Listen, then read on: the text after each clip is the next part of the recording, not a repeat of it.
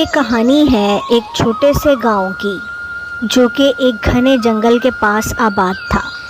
گاؤں کے لوگ سادہ زندگی گزارتے تھے۔ وہ سب کھیتوں میں کام کرتے تھے، مل کر تہوار مناتے تھے اور ہر مشکل وقت میں ایک دوسرے کا ساتھ دیتے تھے۔ گاؤں میں کسی کو بھی مشکل آتی تو سب ایک دوسرے کے ساتھ ہر طرح کا تعاون کرتے اور بہادری اور ہمت سے اس مشکل کو ہرا دیتے۔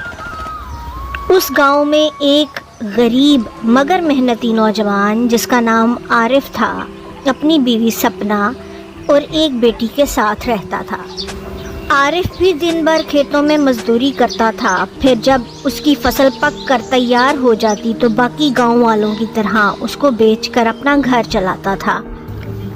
ایک شام جب وہ گاؤں کے ایک ڈھابے پر بیٹھا باقی دوستوں کے ساتھ خوش گپیوں میں مصروف تھا کہ ایک فقیر ادھر آ نکلا اور اس نے آواز لگائی کہ ہے کوئی اللہ کا بندہ جو کہ اس فقیر کو کھانا کھلائے؟ میں کئی دنوں سے بھوکا ہوں اور لوگوں کی مدد کا طلبگار ہوں۔ عارف فوراً بولا، جی بابا آپ آئیے اور ہمارے ساتھ ہی بیٹھیے۔ تبھی عارف نے ڈھابے کے مالک کو آواز دی، اسلم بھائی، آپ اس اللہ کے بندے کو پیٹ بھر کے کھانا کھلا دیں اور بل میرے حساب میں لکھ دیں۔ یہ سن کر اسلم بولا، کیوں عارف بھائی، ساری نیکی آپ ہی کمانے کے چکر میں ہو، ہمیں بھی تو موقع دو۔ یہ بات سن کر سبھی ہنسنے لگتے ہیں اور سبھی بابا کو بہترین کھانا کھلاتے ہیں۔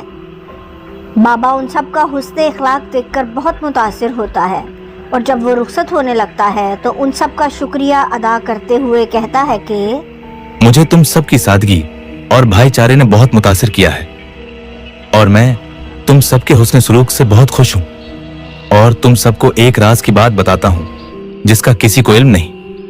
اس جنگل کے بیچوں بیچ ایک ایسا درخت ہے جو کہ سونے کا پھل دیتا ہے، مگر وہ پھل صرف انہیں ملتا ہے جو کہ سچائی اور دیانت داری سے اس درخت کی خدمت کرتے ہیں۔ مگر یاد رہے کہ لالچی کو یہ پھل کبھی نصیب نہیں ہوتا۔ یہ سب بتا کر فقیر وہاں سے چلا جاتا ہے اور وہ سبھی یہ سن کر حیران رہ جاتے ہیں۔ بھولا ہنسنے لگ جاتا ہے اور کہتا ہے کہ یہ سب کہانی ہے اور حقیقت سے اس کا کوئی تعلق نہیں۔ وہیں پاس ہی ایک آدمی جس کا نام عامر تھا جو کہ گاؤں کے رئیس کا خاص آدمی تھا، جب یہ سب سنتا ہے تو جا کر اپنے مالک قاسم کے گوش گزار کر دیتا ہے جو کہ سب سے زیادہ امیر اور لالچی آدمی تھا۔ وہ یہ بات سنتا ہے تو اس کے دل میں لالچ کی آگ بھڑک اٹھتی ہے اور وہ سوچنے لگتا ہے کہ اگر یہ سچ ہے تو پھر میں اکیلا ہی اس خزانے پر قابض ہو جاؤں گا، اور پھر وہ اس پر قبضہ کرنے کے لیے مختلف تدابیریں سوچنے لگتا ہے۔ اگلے دن قاسم عارف کو بلواتا ہے اور کہتا ہے کہ عارف، کیوں نہ تم جنگل جاؤ اور اس خاص درخت کی خدمت کرو؟ اس دوران تمہارے گھر کے خرچ کی ذمہ داری مجھ پر رہے گی، اور جب درخت پھل دے گا تو پھر وہ ہم آپس میں بانٹ لیں گے۔ جی مالک، جیسے آپ کہیں، میں ضرور محنت کروں گا۔ اگلے دن عارف جنگل کی طرف روانہ ہو جاتا ہے۔ نیک دل اور محنتی تو وہ پہلے سے ہی تھا۔ جب وہ جنگل کے بیچوں بیچ پہنچتا ہے تو وہ واقعی اس درخت کو ڈھونڈ لیتا ہے جو کہ اونچا اور گھنا تھا اور اس کی ٹہنیاں بعض دفعہ چمکتی ہوئی محسوس ہوتی تھیں۔ عارف نے دل ہی دل میں کہا، یہ خاص ہے، میں پورے دل سے اس کی خدمت کروں گا۔ وہ روزانہ اسے پانی دینے لگا، زمین نرم کرنے لگا، اس پر رہنے والے پرندوں کے لیے دانہ بچھانے لگا اور دن رات اس کی خدمت کرنے لگا۔ اس کے کچھ دوستوں نے اس کو سمجھایا کہ وہ اس درخت پر اپنا وقت ضائع نہ کرے، مگر اس نے ہمت نہ ہاری۔ مہینے گزر گئے اور پھر ایک دن معجزہ ہوا۔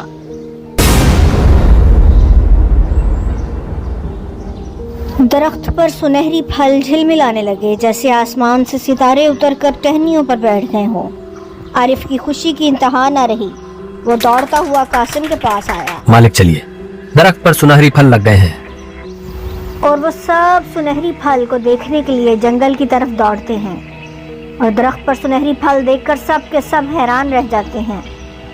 پھر سبھی عارف کو اس کی سچی لگن اور محنت کی داد دیتے ہیں، مگر قاسم کے لالچ کی آگ بھڑک اٹھتی ہے اور وہ کہتا ہے یہ سب میرا ہے اور تمہارا ان سب پر کوئی حق نہیں۔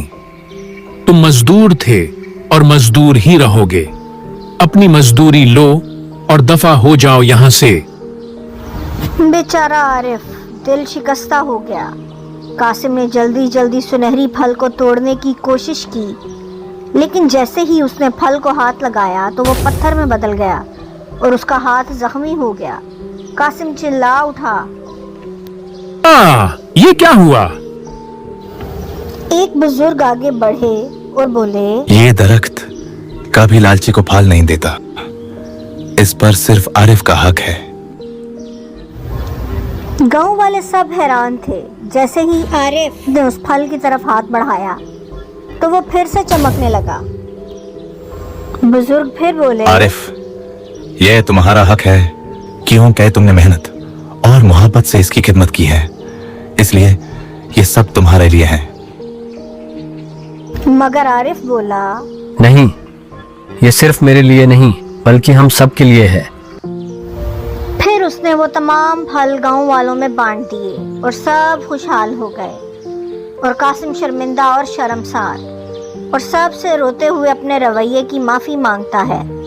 تو دیکھا ساتھیوں، لالچ انسان کو اندھا کر دیتا ہے اور پھر اندھا ہو کر وہ دوسروں کا بھی حق چھیننا چاہتا ہے اور خالی ہاتھ رہ جاتا ہے، جبکہ محنت اور سچائی ہمیشہ عزت و انعام دلاتی ہے۔